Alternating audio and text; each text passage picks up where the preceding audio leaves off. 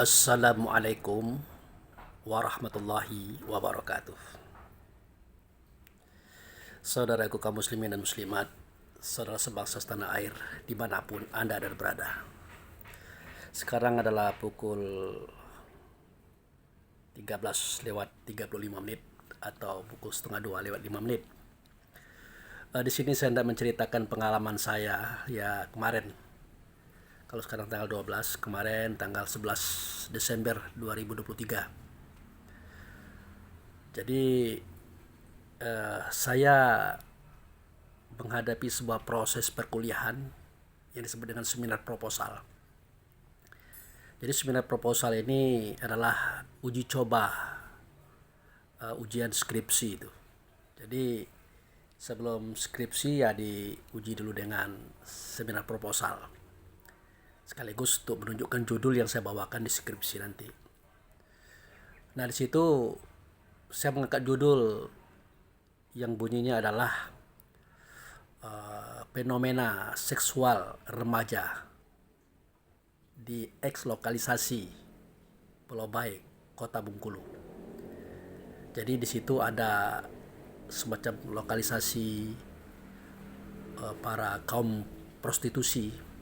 Kalau dulu sudah ditutup sewaktu tahun 2019 COVID ya, ditutup, semuanya ditutup, tidak boleh ada lagi oleh pemerintah kota. Waktu itu wali kotanya adalah Bapak Haji Elmi Hasan SE.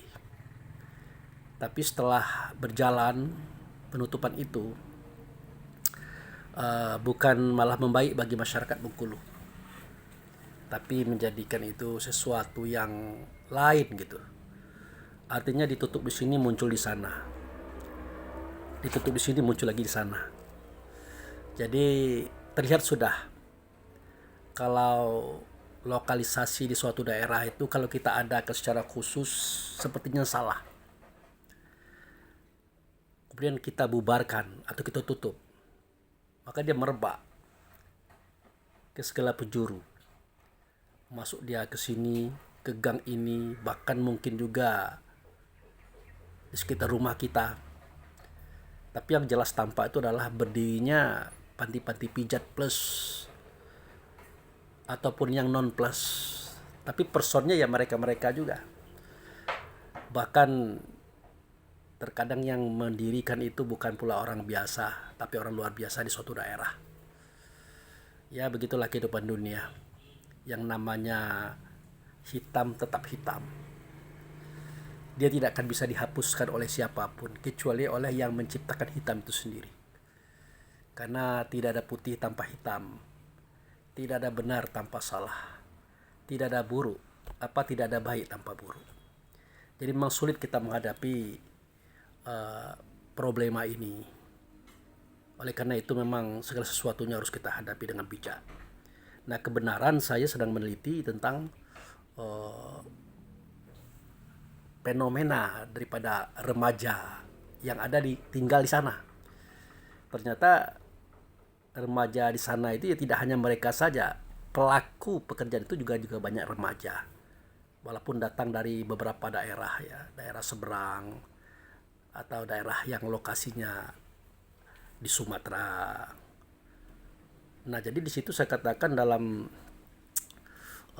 sidang proposal saya itu bahwa remaja situ ada 3. Ada remaja yang tinggal di sana, lokasi itu. Ada remaja yang memang itu pekerjaannya di sana, yang mereka datang dari berbagai macam daerah. Ada remaja yang datang ke sana. Jadi 3 kelompok remaja ini luar biasa persoalannya. Sebenarnya kita tidak menerima dan kita pun tidak akan membenarkan perbuatan itu. Tapi ini persoalan adalah kehidupan. Kehidupan di sini artinya adalah sebuah kodrat yang tidak bisa kita bantah adanya. Saya katakan tadi, tidak ada putih tanpa hitam. Tidak ada benar tanpa salah. Tidak ada bersih tanpa kotor. Tidak ada mulia tanpa kehinaan. Dan itu adalah merupakan pasangan yang sengaja Allah jadikan. Dan bagaimana cara kita menyikapinya ini. Nah, baik, akan saya mulai daripada cerita saya. Jadi judul itu saya angkat berdasarkan pengalaman saya sewaktu PKL, praktek kerja lapangan Waktu itu tanggal 22 Agustus ya. Bukan, tanggal 11 Agustus. Jadi setelah acara 17 Agustus kan perayaan itu ada lomba-lomba. Lomba anak-anak dan macam-macam. Dan kami juga ya mahasiswa UIN, ya, khususnya kelompok saya waktu itu mengadakan lomba pada tanggal 11-nya. Nah, yang tampil itu adalah anak daripada masyarakat sana. Ya, anak masyarakat sana dan anak mereka yang bekerja sebagai perempuan prostitusi tadi. Jadi saya perhatikan anak-anak itu bagaimana ya nasib mereka ini. Terutama anak-anak yang memang di lokasi itu, yang ibu bapaknya bukan berprofesi itu. Jelas mereka akan dipengaruhi oleh lingkungan dan suasana seperti itu. Artinya kalau pagi sepi, siang mulai rame, sore tambah rame. Nah, sudah maghrib itu hampir beberapa tempat di situ berbunyi musik dengan lagu dugemnya, lagu-lagu erotisnya, ya karaokean gitu. Nah, di situ ada minuman-minuman dan semacamnya, ada pelayanan-pelayanan dan semacam, dan seterusnya sampai larut malam seperti itu. Lokasinya itu di pinggir pantai. Jadi anak-anak di tempat itu apa tidak terpengaruh yang orang tua mereka tidak berprofesi itu? Ya terpengaruh lah. Karena itulah yang mereka dengar, itulah yang mereka lihat, itulah yang mereka rasakan. Jadi secara tidak langsung kita ya menciptakan generasi baru yang kedepannya akan seperti ini. Kenapa? Nah, pertanyaannya kenapa mereka tidak mau pindah? Atau orang tua mereka tidak mau pindah? Karena di sana ada pendapatan, pencapaian keuangan, berdagangkah, ya, melayani tamu dan sebagainya kah? Semua itu di situ. Jadi ini persoalan rumit sebenarnya kalau kita mau mempersoalkan. Makanya dulu pernah sewaktu saya baru-baru jadi ustaz di Kota Bengkulu, diadakan pertemuan para ustaz, dibahaslah masalah kampung RT 8 ini. Jadi waktu itu semua ustaz meneken, menyetujui untuk dibubarkan semuanya itu. Nah, giliran saya tidak mau. Saya tidak mau neken itu. Akhirnya para ustaz kaget, loh, kenapa itu Abu Fikri tidak mau neken? Dikatakanlah, Pak Abu Fikri itu punya kepentingan tuh dengan kelompok itu. Punya kemauan itu dengan rombongan-rombongan perempuan-perempuan itu. Ya saya tertawa saja. Nah, akhirnya ya wartawan justru ini yang menarik ini. Semua ustaz meneken, kenapa dia tidak? Nah, itu. Jadi akhirnya saya didatangi oleh wartawan. Mereka tanyakan, mengapa Bapak tidak mau meneken? Sedangkan semua orang meneken. Waktu itu saya masih muda, Pak. Masih muda. Umur saya baru 27 tahun itu. Kalau sekarang kan udah 59. Nah, jadi saya bilang, saya bukan tidak mau meneken. Ya, bukan tidak sepakat dengan keinginan saudara-saudara saya selama ustaz. Dan bukan pula saya setuju dengan pekerjaan mereka. Itu tidak ada yang setuju itu. Tetapi ada beberapa hal yang perlu kita ketahui. Efek daripada pekerjaan kita ini. Efek daripada perbuatan kita ini. Setahu saya, pemerintah,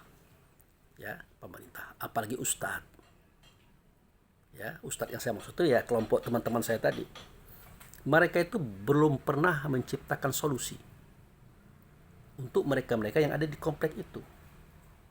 Misalnya mendatangi mereka dengan kasih sayang, dengan hormat dan santun, memberikan pengarahan. Pengarahan tentang apa? Ya tentang pekerjaan ini tidak baik. Pekerjaan ini tidak benar. Bahkan diharamkan oleh agama. Oleh karena itu, kami memberikan solusi. Nah, itu yang saya minta. Solusinya apa? Kami punya gedung. Kami punya alat untuk melatih. Bahkan kita juga punya balai pelatihan kerja. Itu milik negara. Nah, diarahkanlah mereka itu kepada keahliannya masing-masing. Apa keahliannya? Ada dia punya keahlian menjahit kah atau apa? Kalau yang belum tahu, kita ajarkan bagaimana caranya supaya mereka bisa melakukan sesuatu untuk hidup mereka ke depan. Nah, ini saya belum melihat ini. Para ustadz itu melakukan itu. Belum. Nah, kemudian jika itu bisa kita lakukan, konsekuensinya adalah biaya harian mereka, kebutuhan mereka, biaya yang harus mereka kirimkan ke daerah, katakanlah mungkin ke Jawa, kemana-mana itu tadi. Karena mereka yang menjadi perempuan itu tadi, ya tidak semuanya mereka itu punya keinginan menjadi wanita penghibur seperti itu. Di antara mereka ada yang putus cinta ya, dikhianati kekasih. Setelah mereka melakukan hubungan seks. Nah, akhirnya apa? Ini salah satu yang saya tangkap ya. Akhirnya dia hamil. Nah, orang tuanya tidak mau menerima dia. Bahkan mengusir dia. Nah, ustadz di daerah sana mengatakan pula, itu mengotori bumi itu, mencemarkan daerah macam-macam, itu usir saja. Jadi antara ustadznya dengan orang tuanya sudah sama. Belum lagi masyarakat lain mencemooh karena dia hamil di luar nikah dan seterusnya. Nah, akhirnya ada yang hibah, kasihan mereka. Kasihan melihat orang itu. Diambillah, dibawalah ke daerah yang lain, ke kota yang lain ya, dan saya sebutkan daerahnya. Akhirnya dia melahirkan anaknya diasuh. Nah, sebagai imbalannya dia bekerja dengan orang itu. Tapi lambat laun apa yang terjadi? Suami ibu itu ya justru melakukan itu juga kepada perempuan tadi. Akhirnya ibu tadi ya tidak enak, dia tidak senang. Diusirnya lah perempuan ini dengan anak-anaknya. Bayangkan, diusir dengan anak-anaknya, disuruh bawa pakaian. Bagaimanakah seorang perempuan membawa bayi dan membawa pakaian? Keluar tanpa arah, tanpa tujuan. Ada si uang, tapi tidak banyak. Nah, di sini ada lagi yang mendatangi dia. Kenapa, Dek? Ceritakan banyak lebar. Oh, sudahlah, aman kau itu. Aman. Masalah anakmu bisa kamu titipkan di sini. Dan kamu bisa mengirimkan dia uang. Atau tidak usah kamu kirimkan uang. Dia siap bertanggung jawab pada anakmu. Tapi kamu ikut saya. Singkat cerita, dia tanya ikut kemana? Ya, pertama kali bekerja sebagai pelayan pramuwisma, pelayan menyiapkan minuman, makanan. Lambat laun digiring ke suatu posisi dan akhirnya dia jatuh ke lembah yang hina. Jadi di samping keadaan juga ada unsur fitrah libido ataupun kodrat Allah yang ada pada dia, punya kecenderungan seks tadi. Dan itu ada unsur kecanduannya juga, adiktifnya juga. Akhirnya sudah membaur dia. Terjadilah dia sebagai pekerja dan seterusnya. Sementara anak di luar diurus oleh orang lain. Begitu. Itu satu di antara kejadian yang ada di situ. Ada lagi orang yang diceraikan suami. Kenapa? Karena suaminya selalu berselingkuh, selalu minum hura-hura dan seterusnya. Tadi mereka adalah orang kaya, akhirnya bangkrut karena sakit hati daripada bunuh diri. Nah, ikutlah dengan kawan-kawan, pergilah berangkat ke kota Bali. Nah, di situ dia diperkenalkan dengan orang-orang, pasangan-pasangan.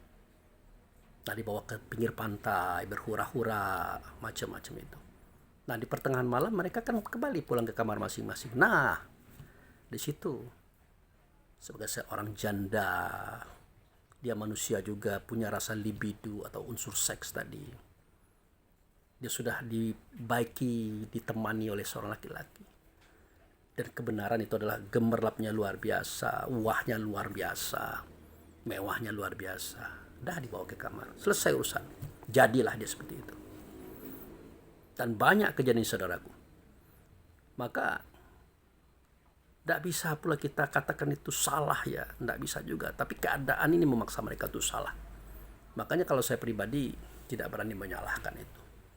Walaupun itu salah, tidak berani saya mengatakan itu salah. Karena kodrat ini berjalan, takdir ini berjalan. Tidak ada kata lain kecuali bagaimana mencari solusi bagi generasi berikut. terutama remaja-remaja yang tadi yang saya katakan. Dia akan terpengaruh. Semestinya dia keluar dari tempat itu, tapi apa boleh buat? Mereka juga mendapatkan hasil di situ. Mereka berdagang dan macam-macam. Dan tak jarang setelah mereka remaja tadi mulai dewasa, sudah dia mulai pula mencicipi buah terlarang itu. Akhirnya dah terbiasa dengan hal-hal seperti itu. Nah, kemudian remaja-remaja yang dari luar juga begitu. Karena terbiasa, maka mereka sering ngumpul di tempat itu dan melakukan hal-hal seperti itu. Nah, ini bagaimana kalau dalam proses normalnya saudara. Nah, ini yang akan saya sampaikan kepada kita semuanya. Tadinya seorang perempuan itu adalah anak baik. Laki-laki juga anak baik. Lahir dari rahim yang suci, fitrah. Diazankan, diikomankan, dididik, disekolahkan. Nah itu. Nah waktu SD itu sebenarnya sudah ada unsur libido itu sudah ada. Jangan kan waktu SD, waktu masih bayi, unsur libido, unsur seksualitas itu sudah nampak pada seorang anak. Coba perhatikan, kalau ada anak-anak yang menyusu dengan ibunya pada umur tertentu, dia sudah mulai menggigit karena giginya kan belum tumbuh tuh. Kata orang, giginya gatal. Bukan, ada unsur libido. Semakin dia gesek itu semakin enak gitu. Nah, ada suatu rasa tersendiri, makanya dia menggigit. Kalau saya dulu punya anak laki-laki itu 5 orang semuanya, dan saya siapkan ini saya untuk dia gigit, digigit itu sampai merah-merah saya tahan. Nah, untuk apa? Untuk melampiaskan rasa dia itu, biar tidak emosi. Itu pun juga sudah diserahkan, emosinya bukan main, kata dia begitu. Jadi dari bayi sudah ada unsur itu, saudaraku. Nah, sewaktu SD dia sudah mulai melihat perempuan, melihat laki-laki perempuan, sudah ada kecenderungan dan kesenangan. Sudah mulai rajin rapi-rapi, sudah mulai rajin bergaya. Kalau sekolah pengen datang pagi, walaupun hanya sekedar melihat-lihat saja, tapi belum berani dia menyatakan, apalagi surat-suratan, tidak berani. Nah, masuk SMP, nah mulai. Nah, kenapa? Sudah mulai kelihatan ya, laki-laki sudah mulai nampak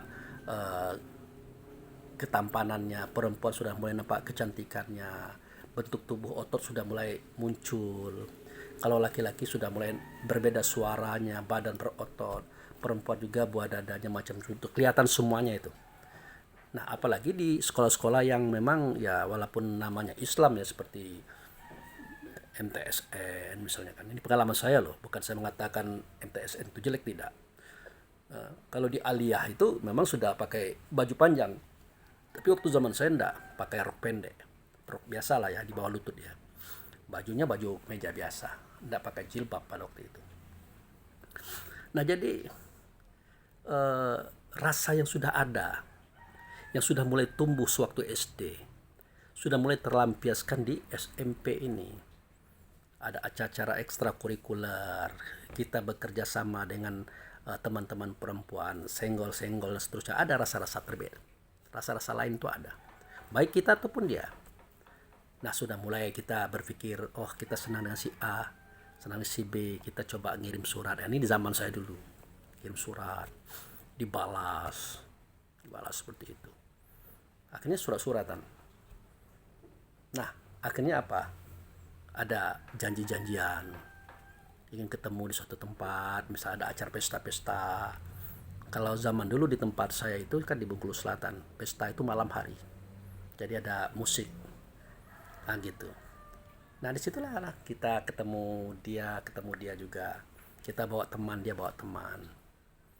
Kadang-kadang teman itu memberikan kesempatan kita berbicara sesama kita. Ini zaman dulu ya, cerita zaman dulu, bukan cerita saya saja, semua waktu itu seperti itu.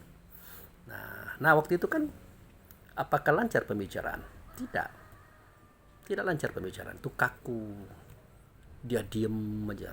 Yang laki-lakinya ngomong pelan-pelan, terbata-bata, tertahan-tahan, kadang-kadang ada gemetarnya juga. Begitu. Nah, di hari yang lain ada acara ekstrakurikuler, apakah itu olahraga, pramuka, atau rekreasi, atau hiking gitu. Lalu kita bersama dengan yang teman tadi. Apalagi di daerah Bengkulu Selatan itu ada budaya mengetam padi. Nah, itu. Jadi orang yang punya padi itu tahu persis eh, generasi ini ya, remaja ini punya kecenderungan yang sama. Nah, maka dipersilakan Anda datanglah, ajaklah teman-teman, kita menyabit padi. Nah, waktu itu kan masih pakai tangan. Nah, itu ya berpasang-pasang itu sambil nyabit padi bercerita, menyabit padi bercerita. Tapi belum ke arah yang lain, belum. Belum ke arah yang lain. Masuk kelas 2. Nah, di kelas 3 itu sudah mulai itu. Itu masuk SMA itu sudah mulai ya. Nah, sudah mulai ya. Sudah sering berdua-dua dan seterusnya. Nah, di langkah pertama itu, oh, ya yang laki-laki itu yang agresif ya. Kalau perempuan tidak agresif dia. Dia pengen mencoba memegang tangan itu dengan gemetarnya. Yang perempuan juga ndak karu-karuan, mungkin apa dia motong apa, ngutil terus atau gores-gores tanah. Diam aja. Nah, kemudian laki-laki itu memberanikan diri untuk merangkul dalam kondisi gemetar juga sebenarnya itu. Ini yang saya ceritakan ini adalah observasi saya sejak dari remaja kecil, remaja dewasa sampai hari ini saya tahu cerita itu karena kita mengalami bersama-sama teman. Ya, walaupun kitanya tidak jauh ya, karena memang dari dulu sudah ada pemeliharaan Allah dan Rasul kepada kita waktu itu. Nah, di situ kita lihat apa yang terjadi. Bermula dari pertama kali dia merangkul, sudah itu dia mencoba maaf, ya mencium pipi anak gadis orang itu dengan gemetar. Bahkan ya sudah selesai. Nah, kemudian dia kirim surat minta maaf.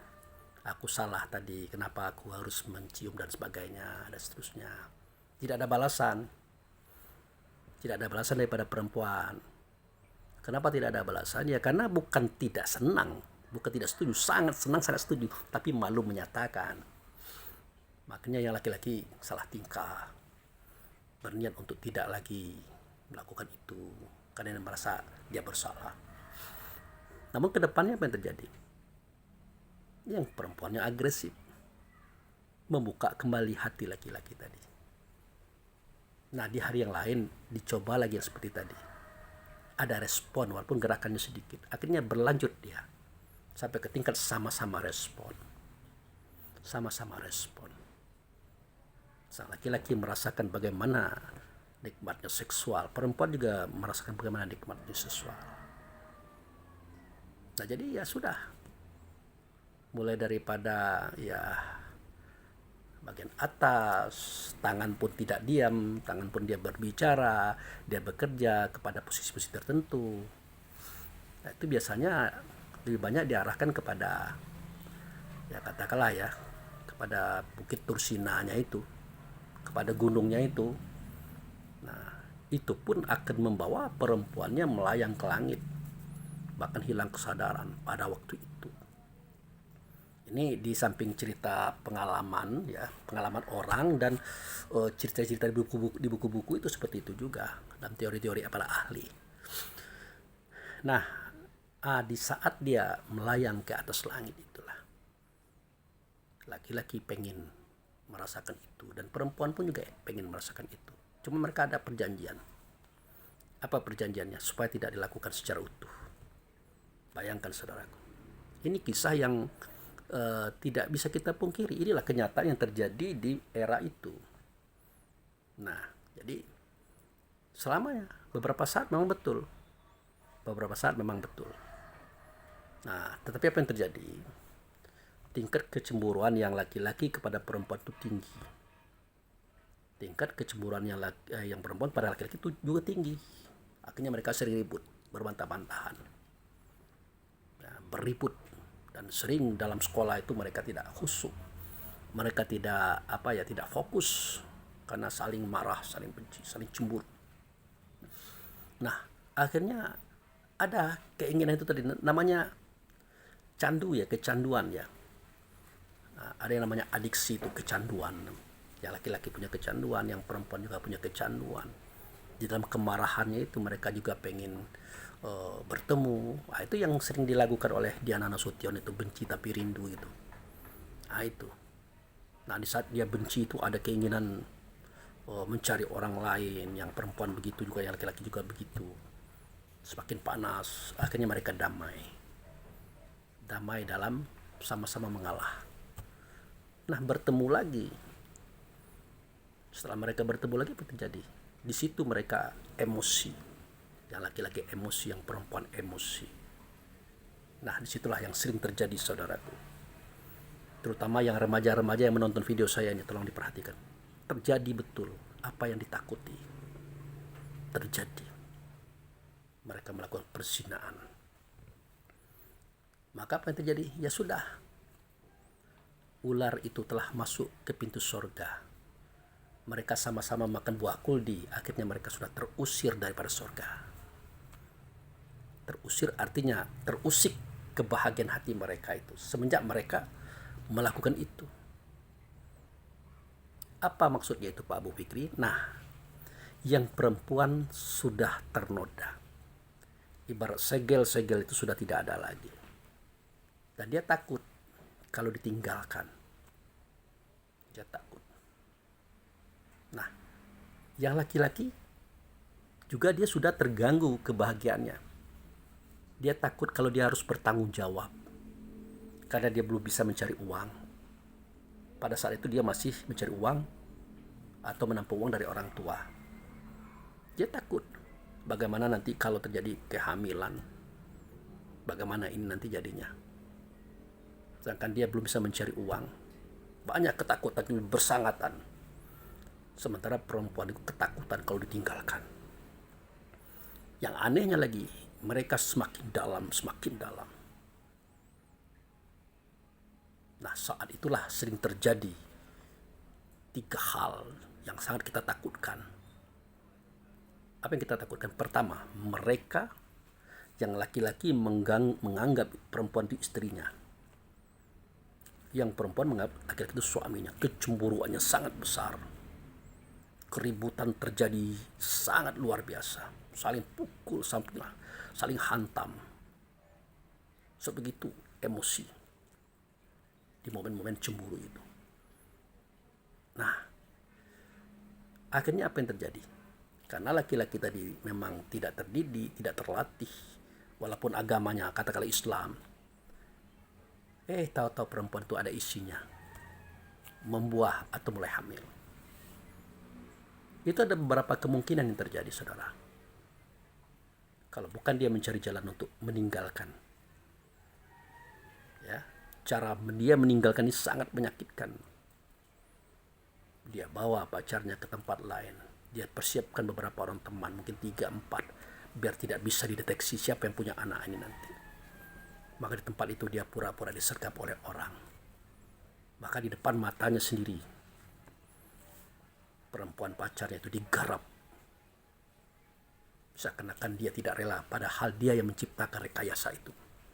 Itu terjadi. Nah, bayangkan saudara. Padahal tadinya sudah dijelaskan bahwa perempuan itu sudah tidak datang bulan lagi. Berdasarkan inilah maka laki-laki tadi mencari cara untuk melepaskan diri. Itu cara yang pertama. Cara yang kedua ya dia lari. Dia pindah daerah. Itu dibantu oleh orang tua keluarga, pindah daerah, tidak tahu kemana. Nah, cara yang ketiga ini lebih berbahaya lagi. Dia berusaha untuk membunuh perempuan itu. Dibawa ke suatu tempat, dibunuh sampai mati, dikarungi atau dibuang, direkayasa. Itu kalau sekarang tuh banyak film-filmnya itu. Banyak saudaraku. Ada yang terbaru itu kan, dia dibunuh. Kemudian sebelum dia membunuh, dia lakukan hubungan dulu. Setelah dia mati, dia dipakaikan baju pakaian sekolahnya. Maka dihanyutkan. Seakan-akan dia itu mati dalam kondisi pulang sekolah atau apa.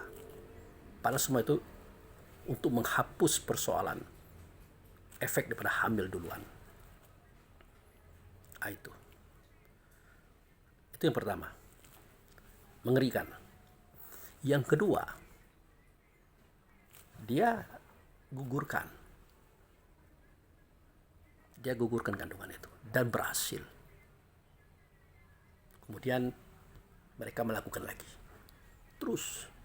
Tapi kali ini mereka punya keahlian untuk menangkal kehamilan.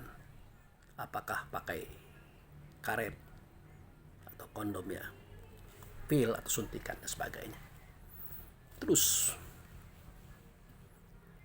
Tapi apa yang terjadi?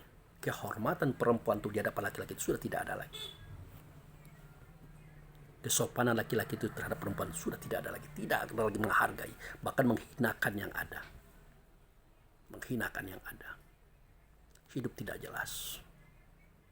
Akhirnya pergilah ke tempat-tempat lain, ke kelompok-kelompok lain, laki-laki, perempuan bercampur-campur. Maka dimulailah kisah itu. Sama-sama punya pengalaman, sama-sama punya perasaan, sama-sama punya insiden yang sama. Di situ mereka saling tukar-menukar pasangan, saudaraku.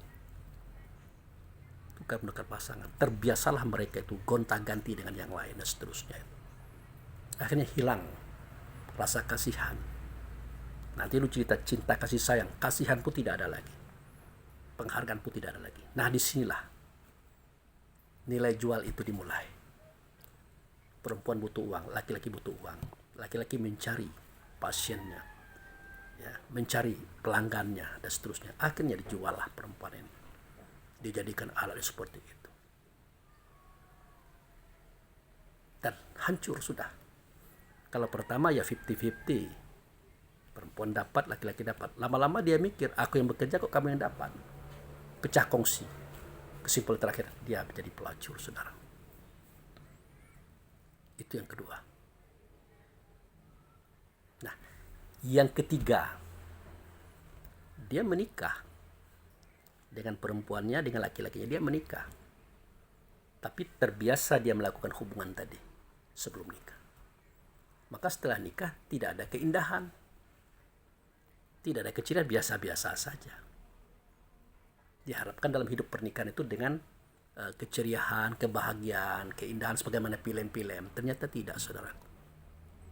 Di dalam hidup berkeluarga itu kita harus mencari uang, harus bekerja.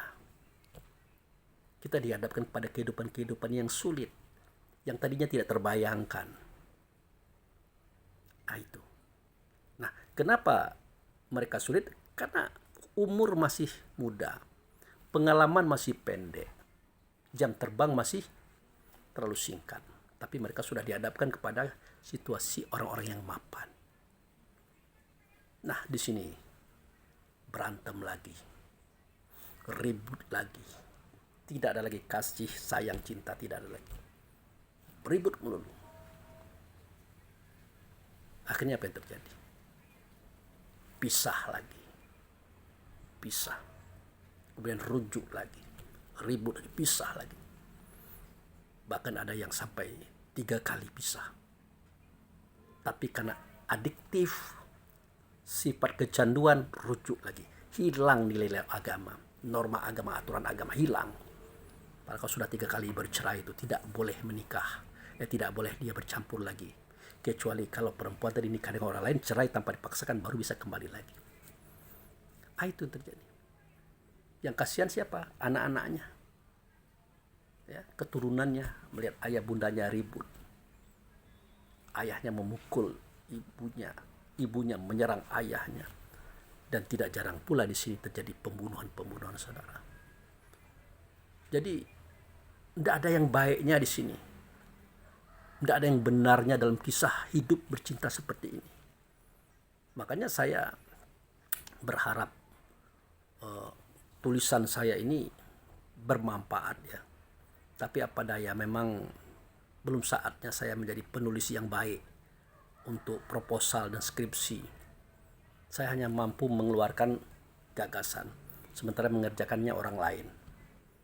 Ya, untuk membuat footnote-nya apa, dasarnya, teorinya apa, saya tidak mengerti itu. Karena memang tidak belajar. Habis kita bertemu kuliah ini kan sudah tua. Begitu. Nah, akhirnya bias cerita yang ada di skripsi itu, di proposal itu bias. Nanti di skripsi juga bias. Tapi saya punya dendam. Dendamnya di mana? Nanti saya akan menulis sendiri. Tanpa teori, tanpa gagasan orang lain. tapi merujuk pada Quran dan hadis serta sejarah-sejarah dan juga pengalaman orang lain. Itu kan saya tulis sebagai pedoman bagi remaja-remaja. Jadi benarlah kata Allah Rasul. Kalau kita lihat dalam surah Al-Isra ya, ayat 38 yang bunyinya wala takrabu zina innahu kana fahisyata wasa'a sabila. Apa terjemahannya? Dan janganlah kamu mendekati zina.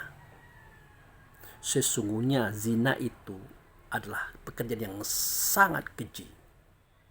Kekejian sudah saya ceritakan tadi.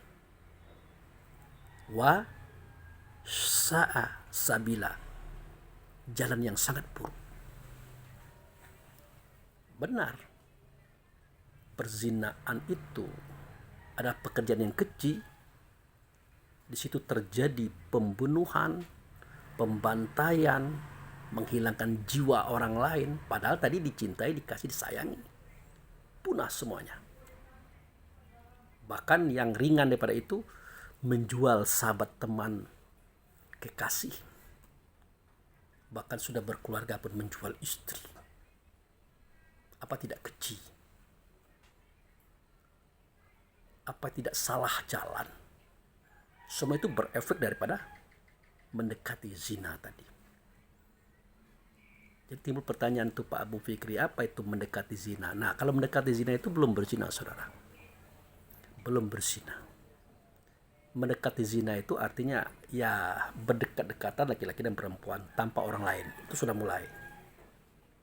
Bersentuhan tangan tanpa ragu.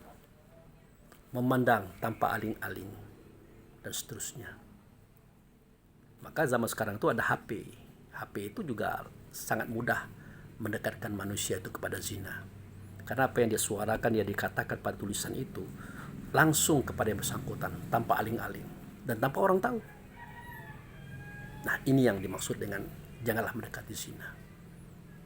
Nanti kalau sudah dekat kepada zina dan Anda berzina, semuanya berzina, maka kehidupannya itu gelap. Gelap. Nah, itulah yang dialami oleh mereka-mereka yang ada di komplek yang saya katakan tadi. Dan di komplek mana saja seperti itu. Ya. Remaja yang tinggal di situ, remaja yang datang, remaja yang ada di dalamnya rusak.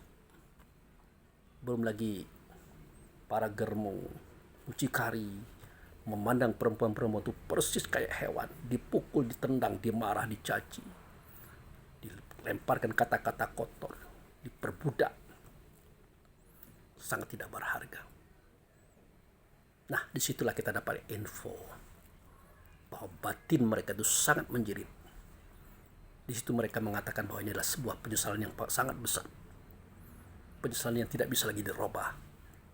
Siapakah yang bisa menolong kami? Keluarga tidak mau menerima. Masyarakat apalagi? Mau kemana kami? Nah, ini semestinya para pemerintah, para pemuka masyarakat memahami situasi ini. Kalau menurut saya memang mereka itu harus mati, tidak ada lagi di dunia karena mereka sudah berzina. Ya, bagi mereka yang sudah berkeluarga. Kalian belum berkeluarga itu didera 100 kali. Tapi segala sesuatunya sudah terjadi, nasi sudah menjadi bubur. Ini apa solusinya ini? Nah, itulah semestinya bagi pemerintah, bagi penguasa yang mempunyai kuasa ekonomi, kuasa pendidikan, kuasa di masyarakat, tolonglah diatur mereka ini baik-baik. Tolonglah dikurangi persoalan ini sedikit demi sedikit. Kalau dihabiskan itu tidak mungkin, tapi dikurangi. Yang lebih memperhatikan lagi generasinya itu, anak-anaknya itu. Makanya mereka itu kebanyakan kalau punya anak, anaknya diletakkan di luar daerah. Misalnya di kampung-kampungnya dia, diurus oleh emaknya dia. Supaya tidak terpengaruh dengan situasi itu. Tapi bagi mereka yang tinggal di komplek itu, anak-anaknya, dia bersekolah itu dibully, dicemooh, dicaci. Ah, sudahlah ibumu itu, ibumu itu. Ah, begitu saudara. Makanya banyak itu lagu-lagu Bang Iwan Fals tuh, kalau menyanyikan lagu-lagu itu. Luar biasa. Itu mengisahkan kisah-kisah mereka. Dan juga kisah-kisah anak mereka. seperti Gali Gongli, anak Karbitan, dibesarkan daripada ribuan bapak. Itu kan menceritakan kisah itu. Itu cerita Bang Iwan Fals. Jadi ya kita memang ini hitam, ini tidak baik, ini tidak benar. Tapi sebagai orang yang baik, yang benar, yang bersih, memandang mereka, ya tetaplah dengan kebersihan kita, dengan kebaikan kita, dengan kebenaran kita. Tidak dengan kebencian. Tidak. Karena dalam agama ini tidak ada kebencian. Memang merepot kalau kita sudah berada di ujung kisah ini. Semestinya kan kalau agama Islam tegas itu. Kalau dia sudah suami, sudah punya istri, dibunuh. Istilahnya dirajam. Hilangan mereka kan. Kalau remaja, digebuki 100 kali di tengah orang ramai. Kan ada efek jerah. Dan menjadi takut yang lain. Makanya Islam itu lebih menghargai kehormatan mereka. Menghargai hati mereka, perasaan mereka. Dengan cara yang tegas seperti ini. Maka jangan dikatakan Islam itu kejam, sadis, tidak punya kepri kemanusiaan. Justru menunjukkan kepedulian yang sangat luar biasa. Iya, seorang laki-laki sudah beristri. Lawannya anak gadis. Anak gadis akan mendapatkan hukuman 100 kali cambuk di tengah orang ramai. Jangan dibiarkan. Jangan dengan rasa kasihan dipukul oleh Al-Gojo 100 kali. Nah itu. Kalau yang suami tadi, yang laki-laki tadi, dia sudah punya istri, digalikan lubang, ditanam batas dada, dilempar dengan batu. Jangan batu besar, batu kecil. Berdarah hingga dia mati. Itu dirajam lama. Pasti akan melahirkan rasa takut bagi mereka yang sudah berkeluarga. Baik laki-laki ataupun perempuan. Takut mereka melakukan perzinahan. Itu akibatnya. Nah, itu. Remaja juga takut. Itu akibatnya. Mereka hidup tapi sudah cacat kulitnya. Kena gebuk, kena cambuk tadi. Akan mengurangi hal-hal seperti itu. Kalau terjadi pasti kurang. Dia sudah bersuami, dia sudah beristri, terjadi perselingkuhan, terjadi, terbukti adanya. Sudah selesai dia. Tidak ada lagi hak hidup di dunia ini. Dirajam dan mati. Kalau salah apa yang terjadi? Suami berselingkuh dengan istri orang. Istri orang berselingkuh dengan suami orang. Dan dianggap biasa. Tidak ada hukum Islam. Apa terjadi? Merebak. Subur tumbuh. Perselingkuhan di mana-mana. Padahal mereka adalah mayat-mayat yang berjalan. Bangkai-bangkai yang berserakan, yang berjalan-jalan di jalan-jalan. Itu. Dan kebanyakan mereka ini dari kalangan orang terhormat loh. Pejabat, pengusaha, apalagi. Justru itu yang banyak melakukan seperti itu. Karena uang ada, jabatan ada, semuanya mudah dan murah. Itu mereka lakukan. Di satu sisi orang memandang hormat kepada dia. Tapi dari wajahnya terpancar sinar yang hitam. Cahaya yang hitam. Cahaya penzina. Orang tertentu tahu itu. Tapi kebanyakan orang tidak tahu. Hitam wajahnya. Tampak sinar kematian di wajahnya itu. Semestinya dia dimati. Nah itu. Jadi jangan coba-coba. Tidak satu pun pejabat, usahawan, ya, yang mereka orang kaya-kaya tadi, hebat-hebat tadi, termasuk orang yang tidak kaya, yang bukan usahawan, bukan pejabat, yang mereka melakukan itu tadi, yang mereka tidak dihukum dengan hukum Islam tadi, jangan dikira mereka lepas daripada azab Allah. Kena, saudaraku. Mulai pada aura wajah tidak cerah lagi, tidak ceria lagi, walaupun diberikan pakaian sebagus apapun, tidak indah lagi. Perhatikan wajahnya baik-baik. Dari cara dia memandang, cara dia bersuara, berkata, bergerak, menunjukkan perilaku kehewanannya itu. Maaf, kebinatangannya itu. Kasar. Itu. Nanti kalau sudah agak berumur, sakit-sakitan. Ya, semestinya belum sakit, udah sakit-sakitan.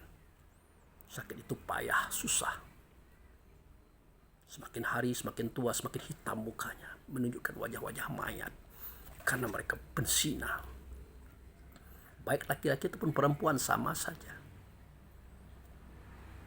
Remaja bagaimana? Remaja juga begitu.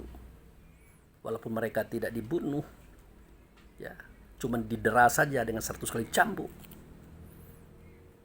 tetap mereka akan mengalami nasib yang sama, saudaraku. Apalagi sempat mensetubuhi anak sendiri, saudara sendiri, ibu sendiri. Masya Allah. Tidak ada lagi dalam konsep kehidupan, saudara.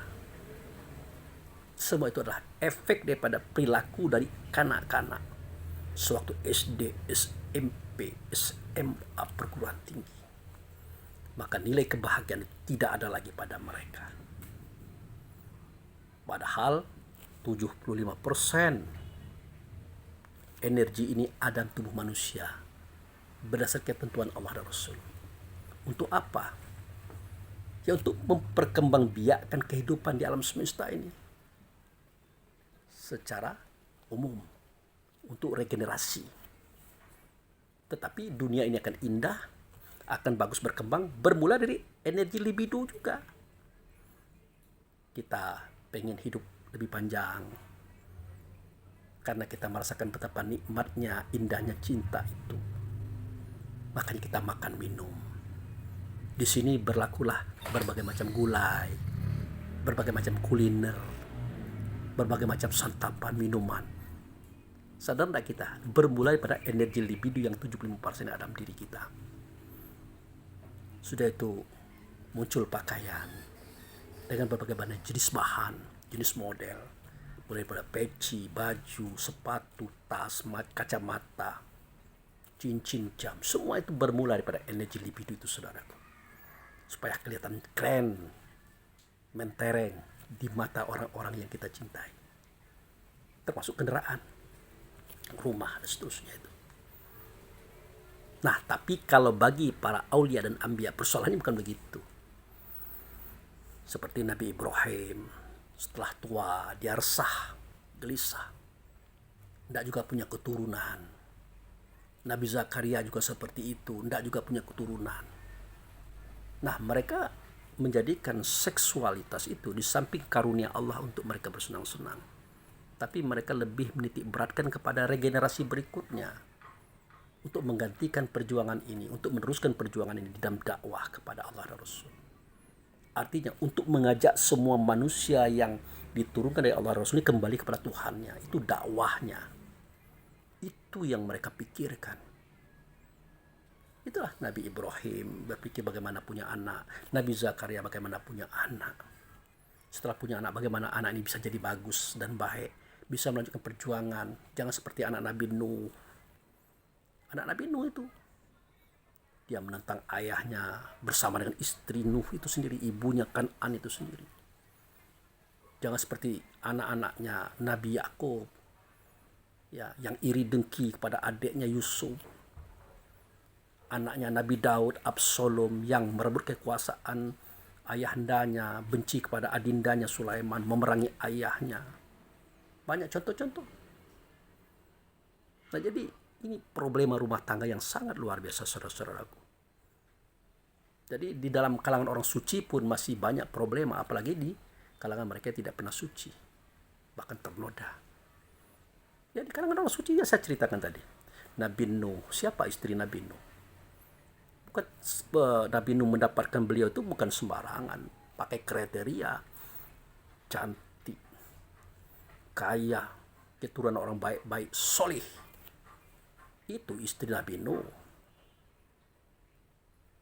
Pada malam hari sebelum melakukan hubungan, sholat, berdoa, berzikir, berdua-dua supaya jadi anak ini nanti jadi anak yang soleh. Tapi apa yang terjadi? Kodrat irodat itu pun menentukan, saudaraku. Kehendak dan kuasanya Allah menentukan semuanya.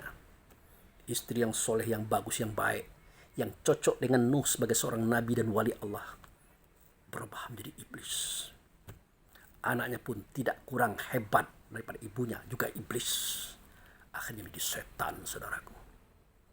Penghambat, bahkan berusaha untuk membunuh Nuh dalam berbagai macam percobaan pembunuhan. Itu ada kisahnya, sudah saya ceritakan dulu. Itu. Begitu juga Nabi Yakub, beliau punya anak 12 orang, semuanya laki-laki. Walaupun 10 orang putranya ini, bapaknya Nabi dan Rasul, kakeknya Nabi Ishak juga Nabi dan Rasul, ya. Puyangnya juga Nabi Ibrahim, Nabi dan Rasul. Tapi tetap iri dengki pada persoalan yang kecil, hanya karena sang adik terlalu diperhatikan oleh sang ayah. Sepele memang sepele, tapi pembunuhan kan. Setidaknya mencemplungkan Yusuf dalam sumur biar hilang. Itu. Jadi dalam kehidupan para nabi-nabi ada yang hitam, ada yang terang. Itu. Seperti Nabi Ibrahim, dia punya anak bernama Ishak, melahirkan para nabi-nabi. Lurus. Nabi Ismail memang tidak melahirkan para nabi-nabi, tapi dia adalah nenek moyang Nabi Muhammad. Nabi Zakaria memiliki anak namanya Yahya, soleh, takwa, luar biasa. Bahkan nama Yahya itu Allah dan Rasul memberikan kepada anaknya. Tapi apa boleh buat, mereka direnggut oleh kaum Yahudi pada waktu itu. Zakaria dibunuh, Yahya pun dibunuh. Siapa pembunuhnya? Ya, kaum Yahudi. Siapa Yahudi? Keturunan Nabi Yakub. Salah seorang anak putra Yakub itu namanya Yahuda, Yahudi. Itu mereka. Jadi hidup ini sudah diatur semuanya, saudaraku. Sudah dijelaskan oleh Allah dan Rasul. Ada hitam, ada putih, ada baik, ada buruk. Ada benar, ada salah. Tidak ada hak kita untuk menyalahkan. Hak kita adalah berdakwah, mengajak mereka kembali kepada Tuhannya. Kembali kepada kebenarannya. Makanya ada istilah watawasau bil haq. Tausiah saudara itu dengan cara kebenaran. Ya, dengan kebenaran mentausiahinya itu. Kebenaran yang datang daripada Allah dan Rasul yang terdidik dia dengan sidik melalui fatonah di dalam sholatnya. Kemudian watawal sabri. Watawal sabri. Tausiah mereka itu dengan kesabaran. Setelah dengan sifat diri kita tidak mampu kita membawanya, itulah kebenaran tadi.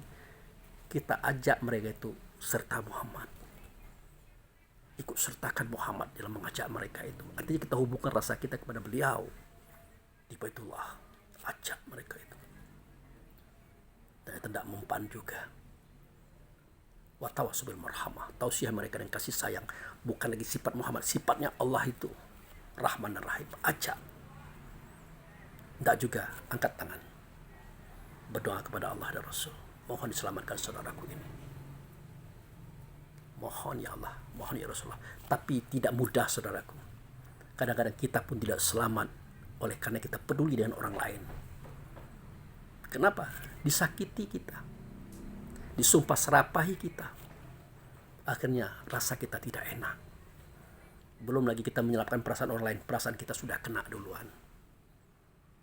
Kenapa? Manusiawi. Alami.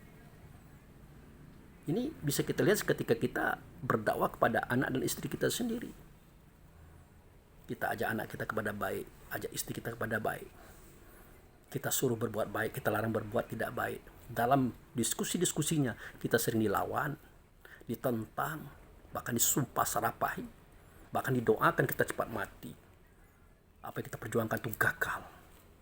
Apa enggak sakit? Apa enggak sakit? Jawabnya sakit. Tetapi kata Allah dan Rasul, kalau kamu masih merasakan sakit seketika orang lain menyakitimu, terutama anak dan istrimu, maka rasamu itu masih perlu ditinjau kembali, dipelajari kembali, supaya dia tidak sakit seketika dia disakiti. Bisakah? Allahu a'lam bishawab. Karena Nabi Yunus, dia sampai keluar kota sebelum disuruh oleh Allah, sebelum ada perintah dari Allah. Itu karena dia sangat sayang pada kaumnya. Sangat cinta kepada sahabat-sahabatnya, keluarga-keluarganya saat itu, yang mereka mengingkari. Sampai Yunus bertanya kepada Allah, ya Allah, berapa hari lagi azabnya akan turun? Ya, oleh Allah dan Rasul disampaikan 3 hari lagi. Nah, saking cintanya Nabi Yunus, saking sayangnya Nabi Yunus, saking berat hatinya itu, dia buka cerita itu. Sudahlah, kalian bertobatlah semuanya. Kembalilah kepada Allah. Tinggalkan semua keburukan, kejahatanmu itu. Ketahuilah, azab sudah dekat. Ya, maksud Nabi Yunus mengatakan apa adanya itu ya supaya mereka itu takut, berpikir. Ternyata mereka bertanya, berapa hari lagi wahai Yunus? Maka dibuka oleh Yunus, 3 hari lagi. Jangankan 3 hari lagi wahai Yunus, jawab kaumnya, hari ini kau datangkan, kami tidak takut. Hancur hati Yunus, sedih hati Yunus, dan dia pun pergi meninggalkan kaumnya. Sakit. Dia lupa Allah belum nyuruh keluar. Dia lupa Allah belum memerintahkan kepada dia untuk meninggalkan kaumnya. Dia lupa. Akhirnya dia menyelamatkan dirinya sendiri. Karena dia tahu azab akan datang. Apa yang terjadi? Apakah benar kaumnya diazab oleh Allah? Tidak. Apakah azabnya tidak datang? Azabnya datang. Tapi kaumnya tidak diazab oleh Allah. Kenapa? Kaumnya itu seketika 3 hari kemudian dia lihat langit merah berubah jadi abu-abu dan hitam, kemerah-merahan. Semakin mendekat awan itu. Semakin dekat awan itu. Mereka teringat kisah Nabi Shu'aib. Beginilah kisahnya itu. Seketika kaum kafir itu kepanasan, dihantam kemarau. Tiba-tiba ada awan yang sangat luas, lebar, tebal, hitam, abu-abu. Nah, mereka berlindap atau berlindung di bawahnya sambil menari-nari, berjoget-joget, bermaksiat-siat. Tiba-tiba ditembak petir, tas, 1 kali tembakan mati semua. Itu zaman Nabi Shu'aib. Nah, Nabi Shu'aib itu mertuanya Nabi Musa. Itu saudaraku. Nah, mereka teringat kisah itu. Akhirnya mereka pun bertobat kepada Allah dan Rasul. Minta ampun dengan sungguh-sungguhnya, mereka kembali beriman. Maka diangkat kembali azab itu. Nah, dipindahkanlah ke laut. Kenapa ke laut? Karena Nabi Yunus naik kapal di tengah laut tadi, apa yang terjadi? Angin kencang, ombak membesar, suasana mulai gelap, hujan lebat. Nah, kapal Nabi Yunus tadi baling-balingnya tidak berjalan, mesinnya pun tidak berfungsi, padahal hidup mesinnya itu. Turunlah anak-anak kapal melihat mesinnya hidup, cuman baling-balingnya tidak berjalan. Disetel lagi, akhirnya berjalan. Baling-baling itu berjalan, tapi tetap tidak bergerak. Akhirnya apa kata nakhoda? Kata kapten kapal tadi, pasti di antara kita ini ada yang bawa masalah. Ada yang bawa sial. Nah, oleh karena itu mengakulah siapa di antara kalian yang membuat sial. Akhirnya dikatakan oleh Yunus, aku yang membawa sial. Aku yang membawa masalah. Oh, Bapak Kapten tidak percaya. Yunus itu dari wajahnya sangat terang. Orang yang santun, lemah lembut, beribadah, siang malam, berzikir. Oh, anda percaya. Kalau Bapak anda percaya saya. Sudah itu dicari lagi. Tidak ada yang ngaku, kecuali hanya Yunus. 3 kali pengakuan tidak diterima oleh kapten kapal. Akhirnya begini saja kata kapten kapal ya. Kita undi saja. Siapa namanya yang keluar, maka dia yang harus dilemparkan ke laut. Nah, itu. Maka dibuatlah semua nama-nama. Dikocok. Kayak arisan itu. Cabut. Buka Yunus. Nah, kan Baginda, Pak Kapten, saya kan.